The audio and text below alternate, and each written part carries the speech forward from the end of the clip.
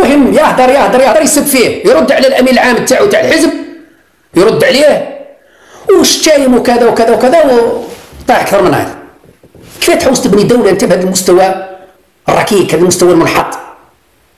كيفاش تحوس تبني دوله بسياسيين اغبياء، بسياسيين فاشلين، بسياسيين يحلوا مشاكلهم التافهه على حساب الدوله، سمعه الدوله. امين عام حزب يسب في واحد في التلفزيون، وهذا السيناتور تاع المديه هذايا البزناسي يرد على الامين العام تاعو في التلفزيون الثاني ويسب فيه وتصير تصفيه حسابات. كذا هذا تحوسهم يبنوا دوله؟ هذا تحوسهم يبنوا دوله؟ طبقه سياسيه فاشله، طبقه سياسيه فاشله.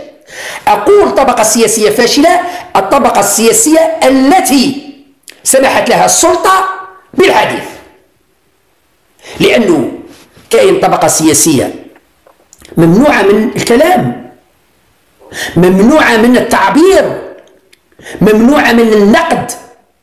طبقه سياسيه رؤساء احزاب وشخصيات سياسيه واعلاميين ونشطاء ممنوعين. تتحدث تدخل الحبس، تتحدث تدخل الحبس، واللي اذا ما دخلتش الحبس ينحوك الاشاره. كيفاش تبني دوله بهذه الطريقه، هذه الطريقه الستالينيه، الطريقه الغبيه، اقل ما يقال عنها غبيه.